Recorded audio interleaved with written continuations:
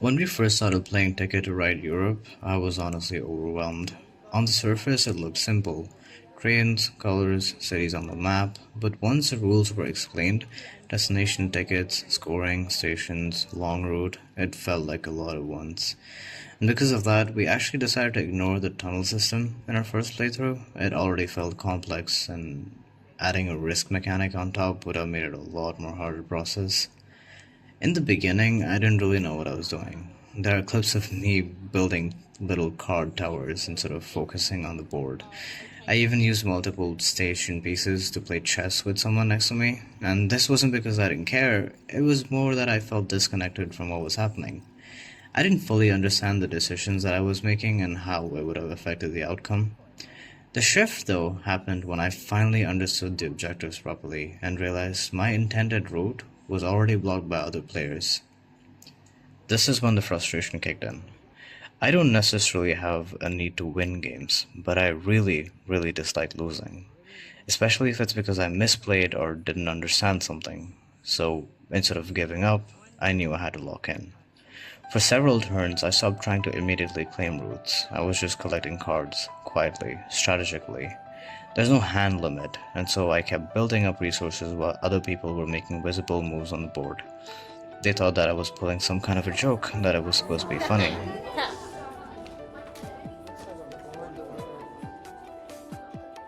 but I knew that it was calculated. I was thinking multiple turns ahead. If I couldn't go directly from the bottom of the map to the top because it was blocked, then I would just go around. I started mapping a long alternative path from the lower right side, curving upward and across, creating a massive detour that would still complete my destination. During that time, I built the longest train route, the 8 length connection with 21 points. Okay, well, to be fair, he has a billion cards. Yeah, he's a bajillion. This was Holy bound to shit. happen. Okay, 8 cards gets you 21 points. My long route doesn't give me this much. That was important because one of my destinations was also worth 21 points. If I had failed it, I would lose 21. So at the minimum, I neutralized the risk. I secured myself from dropping below 0 on the objective. If I completed the long detour, I would gain 21 points for the destination and keep the 21 from the long route. It was a full comeback strategy and it was going to work. Unfortunately, we ran out of time and had to stop the game about 3/4 of the way through. I didn't officially win, but I knew that if we had continued, I had positioned myself for victory. Something else that I noticed as the game progressed was how much I started watching everyone else. At the beginning, I was focused only on my cards, but later I was constantly scanning the board, trying to predict where people were heading, what colors they were collecting, and whether they were about to block something that I needed. It became less of just building routes and more about reading the table. Even without direct confrontation, there was this quiet psychological layer developing between all of us. What's interesting is how different the game felt from the beginning and the end.